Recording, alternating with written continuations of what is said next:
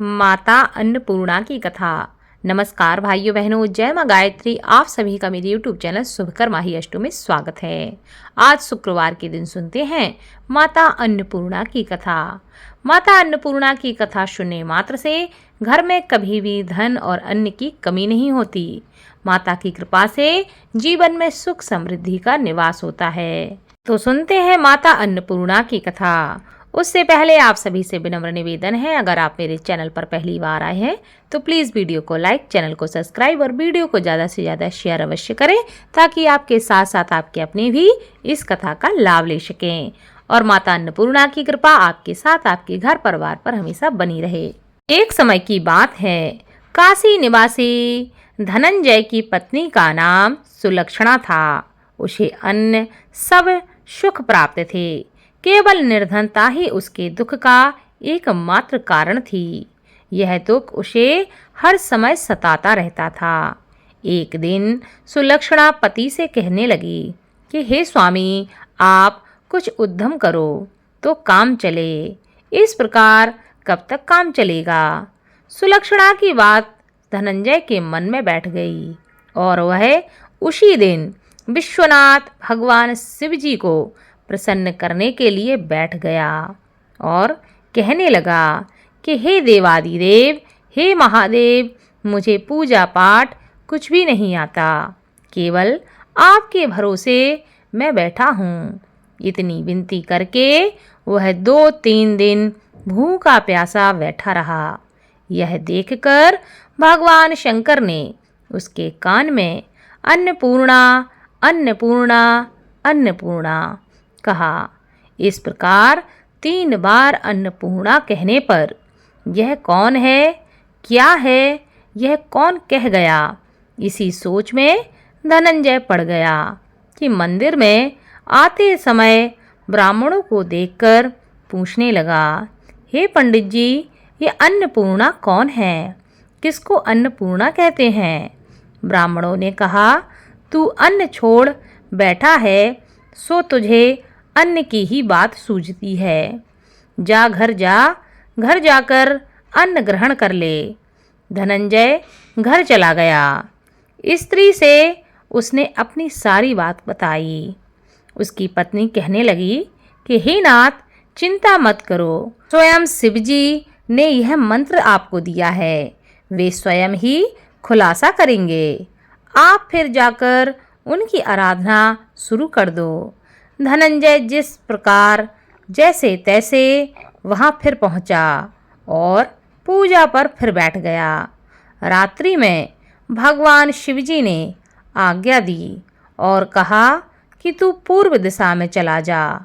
वह अन्नपूर्णा का नाम जपता जाता और रास्ते में फल खाता, झरनों का पानी पीता। इस प्रकार कितने ही दिन तक वह चलता गया। वहाँ उसे चांदी सी चमकती वन की शोभा देखने में आई, सुंदर सरोवर देखने में आया, या उसके किनारे कितनी ही अप्सराएं झुंड बनाए बैठी हुई थीं। एक कथा सुनाती, दूसरी सुनती और सब मिलकर माता अन्नपूर्णा का नाम बार बार लेती। यह अघन मास की उजेला रात्रि थी और आज से ही व्रत आरंभ किया था। जिस शब्द की खोज करने के लिए वह निकला था वह उसे वहां सुनने को मिला। धनंजय ने उनके पास जाकर पूछा कि हे देवियों, आप यह क्या कर रही हो? उन सब ने कहा कि हम सब माँ अन्नपूर्णा का व्रत कर रहे हैं। धनंजय ने पूछा, व्रत पूजा करने से क्या होता है? यह किसी ने किया भी है? इसे कब किया जाता है? यह व्रत कैसे करते हैं और इसकी विधि क्या है? मुझे भी विस्तार से इसके बारे में बताओ। वे कहने लगी, इस व्रत को सब कोई कर सकता है। 21 दिन तक के लिए 21 गांठें का सूत बना लेना चाहिए। 21 दिन यदि ना बने तो 1 दिन उपवास करना चाहिए। यह भी ना बन सके तो केवल कथा सुनकर ही प्रसाद ग्रहण कर लेना चाहिए। निराहार रहकर कथा सुनना चाहिए। कथा सुनने वाला कोई ना मिले तो पीपल के पत्तों को रखकर सुपारी या घृत कुमारी ग्वारपठा वृक्ष को सामने करके दीपक को साक्षी करके सूर्य, गाय, तुलसी या महादेव को बिना कथा सुनाए मुख में दाना न डालें। यदि भूल से कुछ पड़ जाए तो 1 दिवस फिर उपवास करें। व्रत के दिन क्रोध का त्याग करें और झूठ बिल्कुल ना बोलें। धनंजय कहने लगा, इस व्रत के करने से क्या होगा? वो कहने लगी, इसके करने से अंधों को नेत्र मिलते हैं, लूलों को हाथ मिलते हैं, निर्धन के घर धन आ जाता है, बांझी को संतान मिलती है, मूर्ख को विद्या की प्राप्ति होती है। जो जिस कामना से इस व्रत को करे माँ उसकी सारी इच्छाएं पूरी करती हैं। वह कहने लगा, बहनों, मेरे पास भी धन नहीं है, विद्या नहीं है, कुछ भी तो नहीं है। मैं तो दुखिया ब्राह्मण हूँ, मुझे इस व्रत का सूत दे दो। हाँ भाई, तेरा भी कल्याण हो, हम तुम्हें अवश्य देंगे।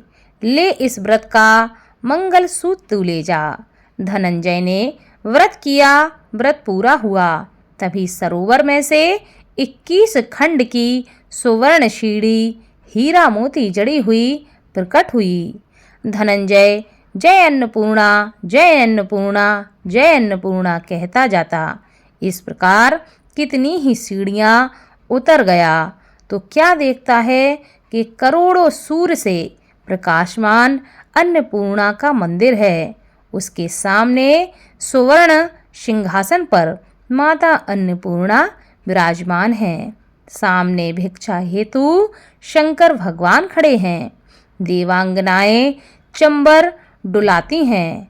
कितनी ही हथियार बांधे पहरा दे रही हैं। धनंजय दौड़कर जगदम्बा के चरणों में गिर गया। देवी उसके मन का कलेश समझ गईं। धनंजय कहने लगा कि हे माता, आप तो अंतर्यामिनी हो, आपको अपनी दशा में क्या बताऊं। माता कहने लगी, तुमने मेरा व्रत किया है, जो संसार तेरा सत्कार करेगा। माता ने धनंजय की जीभा पर बीज मंत्र लिख दिया। अब तो उसके रोम रोम में विद्या प्रकट हो गई। इतने में क्या देखता है कि वह काशी विश्वनाथ के मंदिर में खड़ा हुआ है। माँ का वरदान ले धनंजय घर वापस आ गया। सुलक्षणा से उसने अपनी सारी बात बताई। माताजी की कृपा से उसके घर में संपत्ति दिन दूनी रात चौगनी बढ़ गई। छोटा सा घर बहुत बड़ा, गिना ना जाने वाला इतना धन हो गया। जैसे शहद के छत्ते में मक्खियाँ जमा होती हैं, उसी प्रकार अनेक सगे संबंधी आकर उसकी बड़ाई करने लगे। कहने लगे, इतना धन और इतना बड़ा घर, सुंदर संतान तुम्हें कहाँ से प्राप्त हुई? इस कमाई को कौन भोग करेगा? तुम्हारी पत्नी सुलक्षणा के तो संतान ही नहीं है, इसलिए तुम दूसरा विवाह कर लो। धनंजय को दूसरा विवाह करना पड़ा और सती सुलक्षणा को सौत का दुख उठाना पड़ा। इस प्रकार दिन बीत गए। फिर अगहन मास आया। नए बंधन से बंधे पति से सुलक्षणा ने कहलवाया कि हम व्रत के प्रभाव से सुखी हुए हैं, इस कारण यह व्रत छोड़ना नहीं चाहिए। यह माता जी का प्रताप है जो हम इतने संपन्न और सुखी हैं। सुलक्षणा की बात सुनकर धनंजय उसके यहाँ आया और व्रत में बैठ गया। नई बहू को इस व्रत की खबर ही नहीं थी। वह धनंजय के आने की राह देखती रही। दिन बीत गए और व्रत पूर्ण होने में 30 दिवस बाकी थे कि नई बहू को खबर पड़ी। उसके मन में ईर्ष्या की ज्वाला दहकने लगी। सुलक्षणा के घर आ पहुंची और उसने वहां भगदड़ मचा दी। वह धनंजय को अपने साथ ले गई। नए घर में धनंजय को थोड़ी देर के लिए निंद्रा आ गई। इसी समय नई बहू ने उसका व्रत का सूत तोड़कर आग में फेंक दिया और अब तो माताजी का कोप जाग गया। घर में अकस्मात आग लग गई। सब कुछ जलकर खाक हो गया।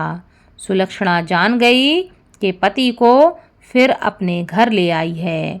नई बहू रूठकर पिता के घर जा बैठी है। पति को परमेश्वर मारने वाली सुलक्षणा कहने लगी कि हे नाथ, घबराना नहीं, माताजी की कृपा अलौकिक है। पुत्र को पुत्र हो जाता है पर माता को माता नहीं होती। आप श्रद्धा और भक्ति से माता की आराधना करो, वे ज़रूर हमारा कल्याण करेंगी। धनंजय फिर माता के पीछे पड़ गया और वहीं सरोवर सीढ़ी प्रकट हुई, उसमें माँ अन्नपूर्णा कहकर वह उतर गया। वहां जाकर माता जी के चरणों में वह रोने लगा। माता प्रसन्न हो गईं। यह मेरी स्वर्ण मूर्ति तुम ले जाओ, तुम इसकी पूजा करना, तुम फिर से सुखी हो जाओगे। जा, मेरा आशीर्वाद तेरे साथ है। तेरी सुलक्षणा ने श्रद्धा से मेरा व्रत किया है, उसे मैंने पुत्र दिया है। धनंजय ने आंखें खोली तो खुद को काशी विश्वनाथ के मंदिर में खड़ा पाया। वहां से फिर उसी घर में वह आया। इधर सुलक्षणा के दिन चढ़े और महीने पूरे होते ही पुत्र का जन्म हुआ। गांव में आश्चर्य की लहर दौड़ गई। इस प्रकार उसी गांव के निसंतान सेठ के पुत्र होने पर उसने माता अन्नपूर्णा का मंदिर बनवा दिया। उसमें माताजी धूमधाम से पधारी, यज्ञ किया और धनंजय को मंदिर के आचार्य का पद दे दिया। जीविका के लिए मंदिर की दक्षिणा और रहने के लिए एक बड़ा सुंदर सा भवन दिया। धनंजय स्त्री पुत्र सहित वहां रहने लगा। माता जी की चढ़ावे में भरपूर आमदनी होने लगी। उधर नई बहू के पिता के घर डाका पड़ गया, सब लुट गया। वे भीख मांगकर पेट भरने लगे। सुलक्षणा ने यह सुना तो उन्हें बुलावा भेज दिया, अलग घर में रख लिया और उनके अन्न वस्त्र का प्रबंध कर दिया। धनंजय, सुलक्षणा और उसका पुत्र माता जी की कृपा से आनंद से रहने लगे। माता जी ने जैसे उनके भंडार भरे हैं वैसे ही माँ सबके भंडार भरें। बोलो माता अन्नपूर्णा की जय। इस कथा को खुद सुने, आपके जो अपने हैं उनको भी इस कथा को शेयर करें ताकि आपके साथ साथ आपके अपने पर भी माता अन्नपूर्णा की कृपा हमेशा बनी रहे। बोलो माता अन्नपूर्णा की जय।